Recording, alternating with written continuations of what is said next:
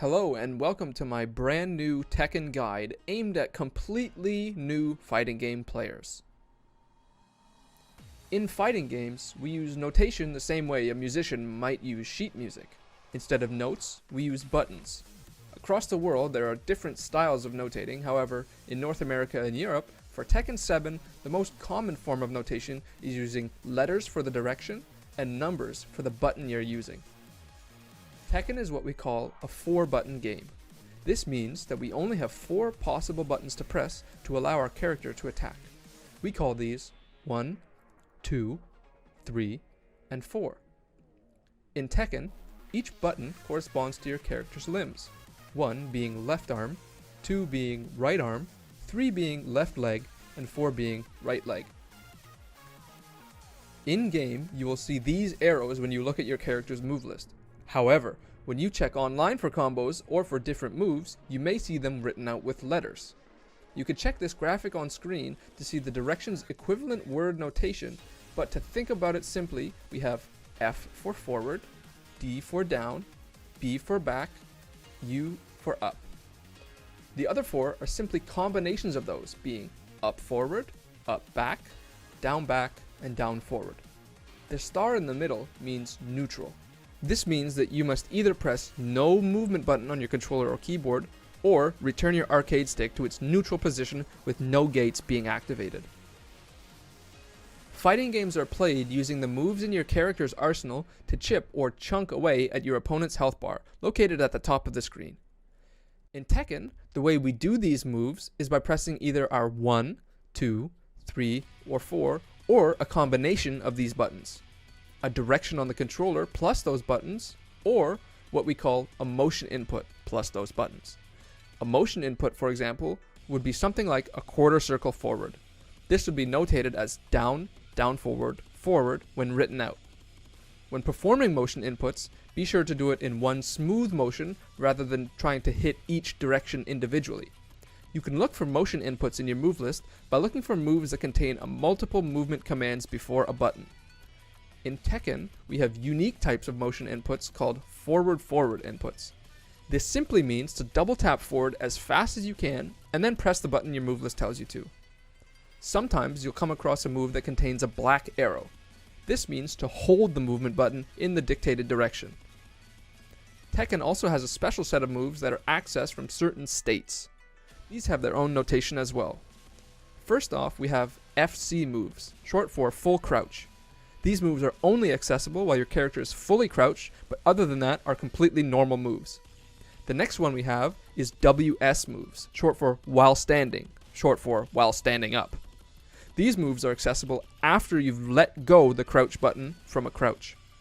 In game, these moves are notated as while rising. However, the community already has a WR notation, and that's while running. While running moves are only accessible after 3 steps of a run plus a button.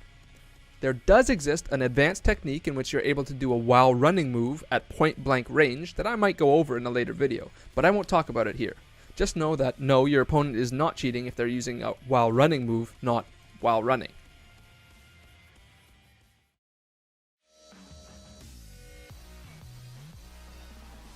Onto the combo system of the game. Tekken has a rather unique combo system that revolves around juggling your opponent in the air for as long as you can. There does exist ground combos, but these are generally much shorter and less damaging. Tekken's combo system is somewhat like a sandwich. First we have our launcher, that's the bread. We can't have a combo started without our launcher. These moves will launch your opponent into the air and allow you to use our condiments, which we call filler moves. These moves will extend your air juggle as well as continue doing damage to your opponent, simultaneously hitting your opponent farther and farther away. Your opponent floats farther upon every hit to prevent a juggle from going on forever. Next up we have the meat of our sandwich, the screw attack. These attacks are notated in the move list like this. These attacks will, upon being used while your opponent is in the air, send them flying through the air in a corkscrew fashion with their back on the ground, but feet still in the air, allowing you to close the gap and slap that final piece of bread on, the ender. Enders in Tekken have many different uses, but for now, we'll simply think of them as squeezing the last little bit of damage we can from the combo with a big move. Being the victim of a combo in Tekken is never fun, and generally there isn't anything you can do while being comboed. However, Upon your back and legs touching the ground, you can press either 1 or 2 to input what's called a tech. This tech roll will disable your ability to be damaged for a short amount of time, as well as enable you to roll to the side and get back up ready to fight again. Now if you missed the window to input the tech, you'll still be able to get back up, and there are a couple ways to do it, but for now I'll recommend just holding back.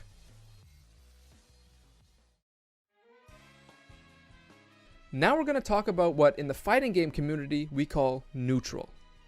Tekken uses a somewhat rock-paper-scissors style system in which each attack is either a high, a mid, or a low. High attacks are head-level attacks that can be blocked by holding back on your controller.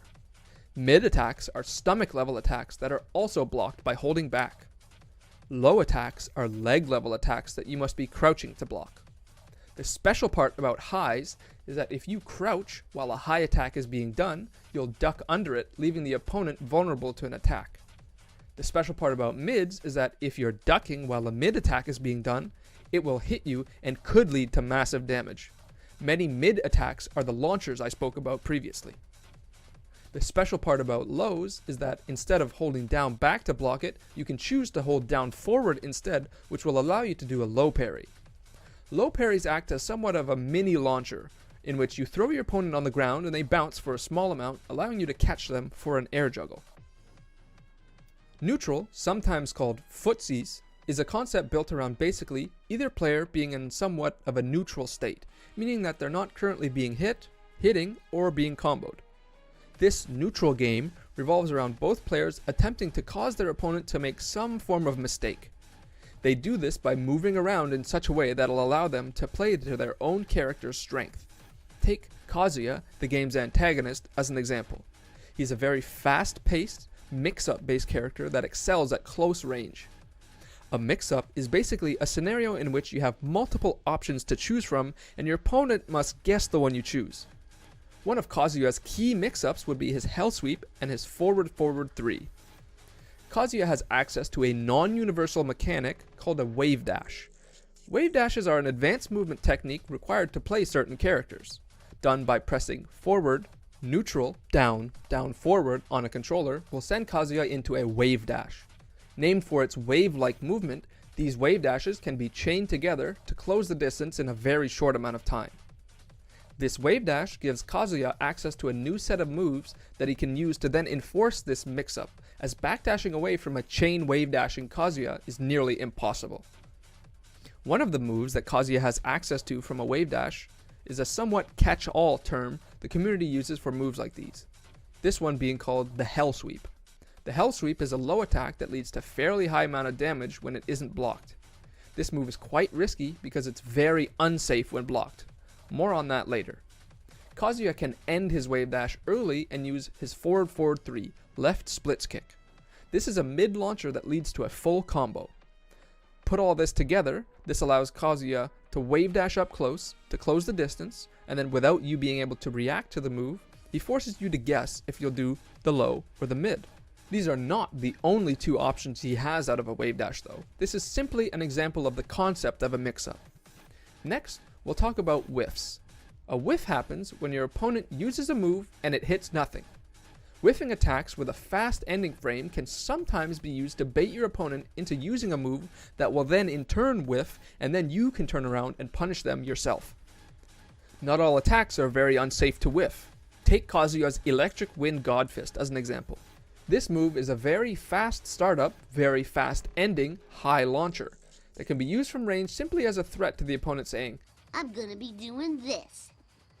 If you get hit, it's your own fault." Some attacks, however, are very unsafe to whiff, with very long ending frames that can be punished completely upon reacting to seeing the move thrown out. Like the splits kicks I mentioned before, Forward 3. Mix-ups often have some form of risk-reward in which your opponent, upon guessing correctly, will be able to punish you for it. More on that later. The final type of mistake we'll be talking about is what's called getting counter-hit. A counter-hit occurs when the startup of one player's move interrupts the startup of another player's move. The benefit of landing a counter-hit can be something as simple as you're able to act faster than them after the hit, or something as big as a full launch combo. Be on the look for these moves as they can be very dangerous to a new player. It can sometimes be hard to tell if you've been counter hit, but often if you're mashing buttons and you get hit, you probably got counter hit.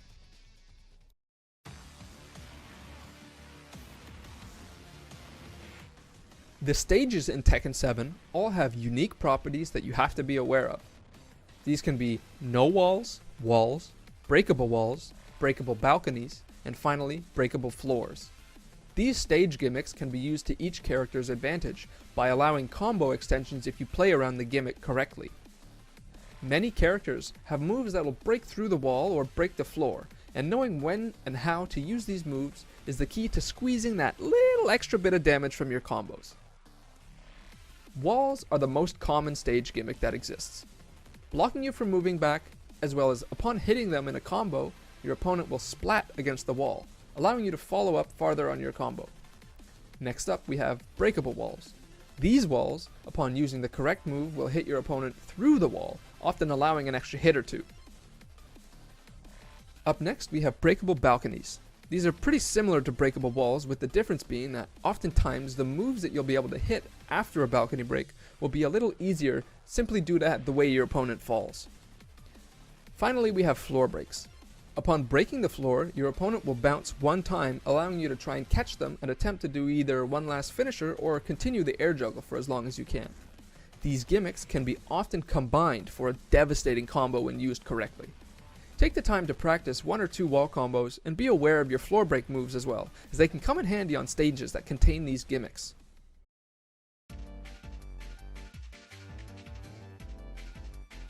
Fighting games as a whole, and Tekken specifically, operate in a space that involves what we call frame data.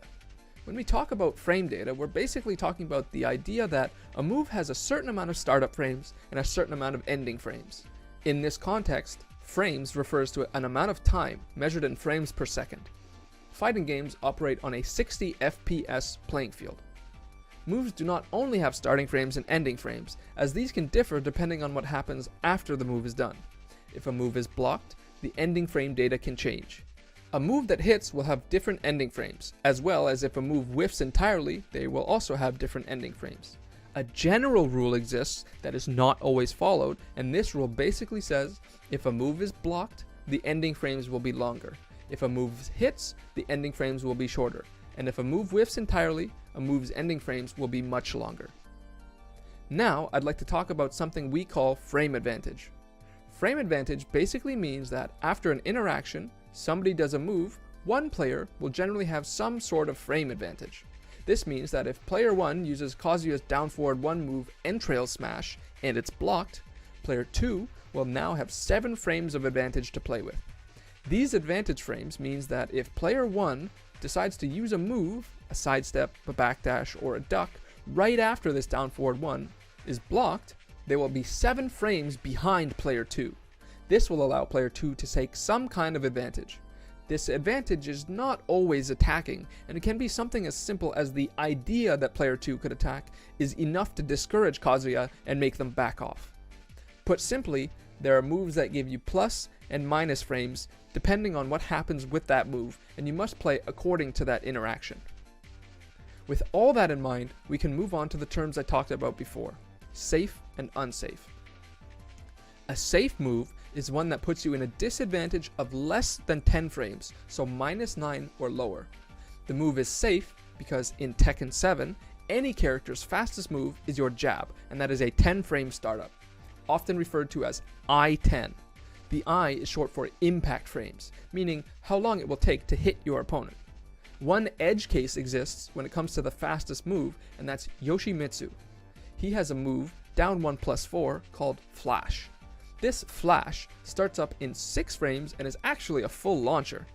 The balance part of this move is generally you have to be attacking into him for this to hit, as the move range is comically small. An unsafe move would be one that is -10 or higher, as if you do it, your opponent will now be able to jab you guaranteed with nothing you can do to stop it. Building on that, there's a farther class of unsafe, which we call launch punishable. This is generally -15 or higher. However, there are some characters that have moves that start up in 13 to 14 frames that lead to either a full launch combo or a slightly diminished combo, so be aware of what your chosen character's fastest launch is.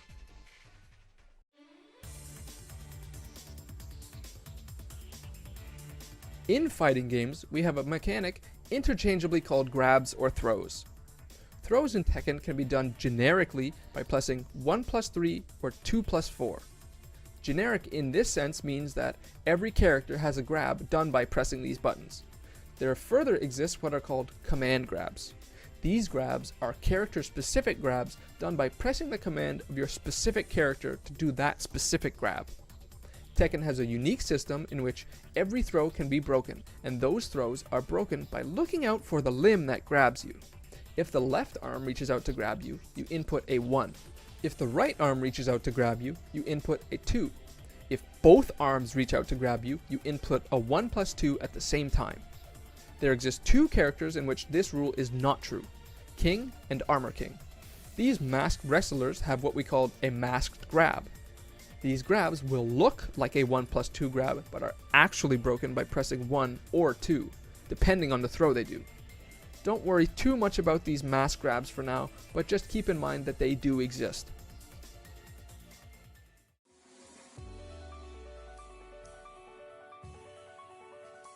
Tekken is a 3D game. Most fighting games will exist within a 2D space, and your movement options are purely on a single line. Tekken is not this way. We have the option to double tap up or down to sidestep into the foreground or into the background. This can be used to dodge move, which will generally be safe, but if sidestepped can be punished because your opponent will still be in the recovery while you're free to act because you didn't block the move it missed entirely. There does exist what are called tracking moves indicated by the white trail behind the move, which will hit sidestepping players. While you're sidestepping, you can't block. However, you're able to cancel your sidestep by holding back, which won't send you the full distance of a sidestep, but will allow you to start blocking. This is what's known as a sidestep block.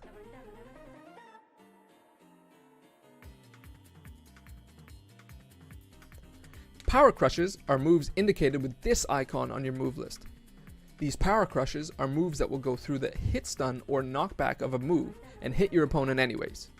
If you have any Smash Brothers experience, this is that game's super armor. Power crushes are generally unsafe, so they're a risky move to choose, but you can be rewarded handsomely with smart usage of these moves. Other than them being unsafe, power crushes have two main downsides. The first being that you can be thrown out of them, and you'll not be able to break the grab. The second being that if you're hit by a low attack during your power crush, it will counter hit you, and we know how bad those can be. Ultimately, power crushes can be used against those annoying opponents who just won't stop attacking, but overuse of these could lead to some serious punishment.